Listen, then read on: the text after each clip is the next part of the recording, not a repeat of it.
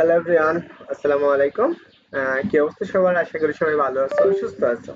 আমরা বিন্যাস এবং সময়ের চ্যাপ্টারে এর আগে আমরা 14টা লেকচার কমপ্লিট করে ফেলেছি। এন্ড যারা এর আগের লেকচারগুলো কমপ্লিট করেনি তারা অবশ্যই প্রত্যেকটা লেকচার কমপ্লিট করে ফেলা। আমরা এই লেকচারগুলো খুবই গুরুত্বপূর্ণ এবং প্রত্যেকটা লেকচার আমি তোমাকে খুব সুন্দর সিরিয়াল অনুযায়ী করে দিয়েছি। তো তুমি চাইলে প্রত্যেকটা সিরিয়াল অনুযায়ী করে আসবে এবং 1 থেকে 10 পর্যন্ত অবশ্যই মাস্ট বি করবা, কারণ সেইখানে আমি কি বেসিক জিনিসগুলো নিয়ে আলোচনা করা হয়েছে। তো এখন আজকে আমরা লেকচার নাম্বার 15 নিয়ে আলোচনা করব। এন্ড লেকচার নাম্বার হচ্ছে কত? লেকচার 15। আমার এই লেকচারে আমরা আজকে নতুন আরেকটা ম্যাথ শিখবো এবং খুব গুরুত্বপূর্ণ ম্যাথ। এই ম্যাথটা অনেক অনেক জায়গায় আসে এবং এইচএসসি পরীক্ষায় বলো, বোর্ড পরীক্ষায় বলো, তারপরে অ্যাডমিশন পরীক্ষায় বলো, সব জায়গায়। দেখো তুমি এখানে এটা দেখতেই পারতেছো, উদাহরণ নাম্বার 4। তোমরা যারা অক্ষরপত্র বই পড়ো, অক্ষরপত্র প্রদর্শনের সেই বইয়ে তোমরা কি উদাহরণ নাম্বার 4 ম্যাথটা দেখতে পারো।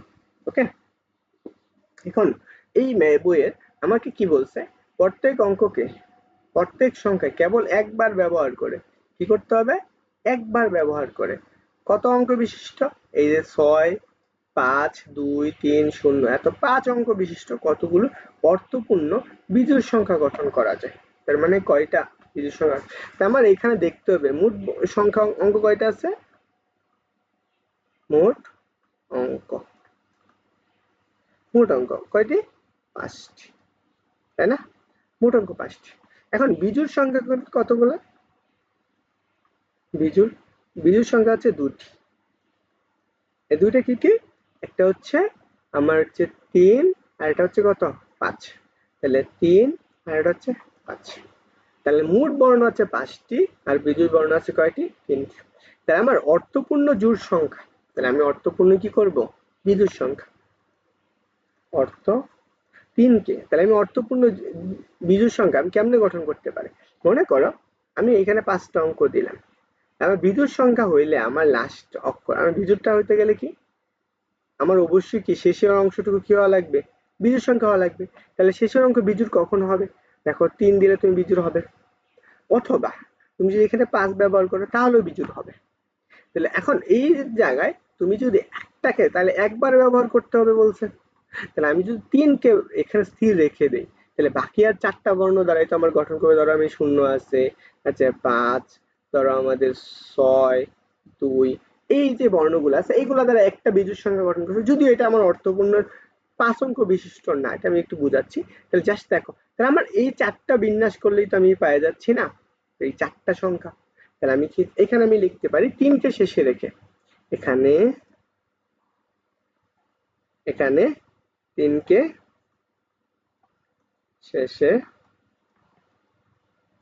রেখে বাকি 4টি অঙ্ক, বাকি 4টি অঙ্ক সেটা ইংলিশে লিখি, বাকি 4টি অঙ্ক নিজেদের মধ্যে বিন্যাস, নিজেদের মধ্যে বিন্যাস। তাহলে দেখো এই যে নিজেদের মধ্যে যে বিন্যাসটা হচ্ছে, তাহলে কত হবে? এটা হচ্ছে আমাদের 4 ফ্যাক্টোরিয়াল। তাহলে আমি 4 ফ্যাক্টোরিয়াল মানে কত? 4 ফ্যাক্টোরিয়াল মানে হচ্ছে আমরা কত পাবো? 24, তাই না? তাহলে আমার এইটা হইলে আমি যখন শেষে 3 রাখলাম, তাহলে সেই ক্ষেত্রে আমি কি অর্থপূর্ণ বিজোড় সংখ্যা গঠন করতেছি কত? হচ্ছে 24। এখন, তাই না? এখন একটু চিন্তা করো তো, যদি আমি এই বর্ণের প্রথমে 0 চলে আসে, তাহলে কি আমার কি সেটা 5 অঙ্ক বিশিষ্ট সংখ্যা হচ্ছে? 5 অঙ্ক বিশিষ্ট হচ্ছে না। কারণ কি, যেহেতু 0 সামনে চলেই আসছে, তাহলে আমি 0 সামনে চলে আসলো, তাহলে আমি এখানে লিখতে পারি 0কে সামনে রেখে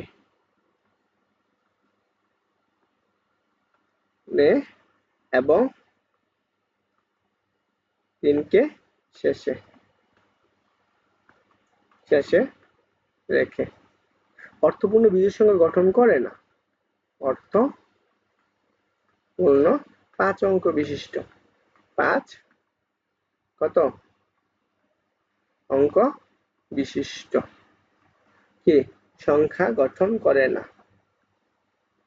সংখ্যা গঠন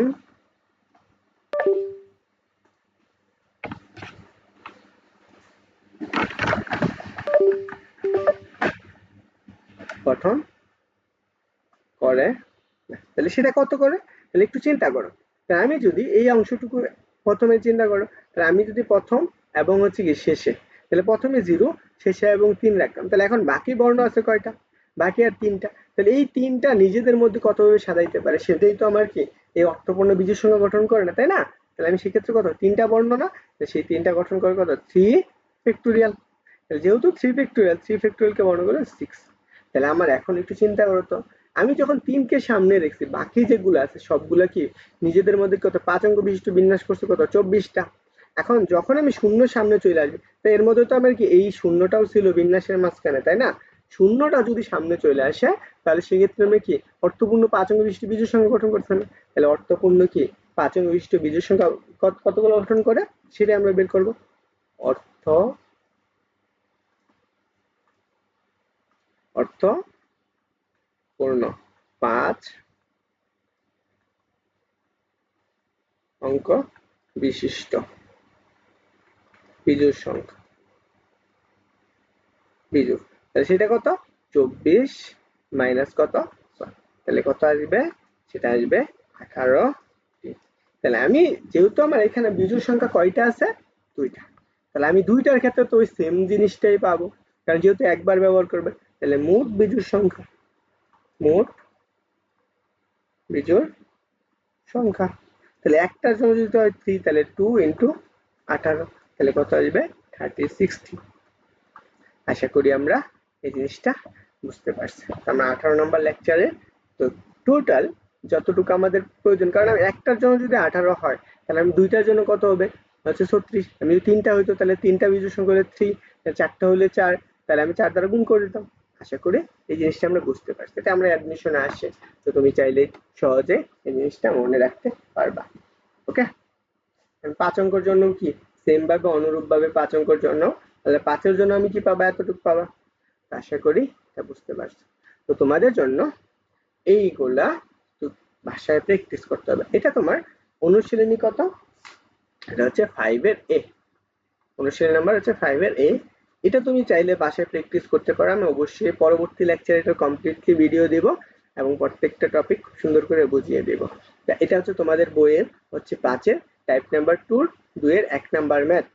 এবং এটা দেখো বরিশাল বোর্ড 8, রাজশাহী বোর্ড 7 আসছে। তাই এখানে কি বলছে, প্রত্যেক অঙ্ককে প্রত্যেক সংখ্যা কেবল একবার ব্যবহার করে এত অঙ্ক দ্বারা 5 অঙ্ক বিশিষ্ট কতগুলো অর্থপূর্ণ জোড় সংখ্যা, আগেরটা আমরা কি করছি বিজোড় সংখ্যা গঠন করছে, তাই না? এখন ওটা আমার জোড় সংখ্যা। এটা তোমরা একটু কষ্ট করে কমেন্টে জানিও এবং সবগুলোর চেষ্টা করো প্রত্যেকটা নিজে নিজে সমাধান করার। অবশ্যই যে প্রত্যেকটা ভিডিও দেখে করতে হবে তা না, বা সমাধানে অবশ্যই নিজে বুঝে নিজে চেষ্টা করলেও অনেক কিছু তুমি করতে পারবে। আশা করি এইটুকু বুঝতে পারছো। তো এইটুকু বুঝে থাকলে অবশ্যই কমেন্টে জানিও কেমন হচ্ছে ক্লাসগুলা। সবার জন্য শুভকামনা রইল। আসসালামু আলাইকুম।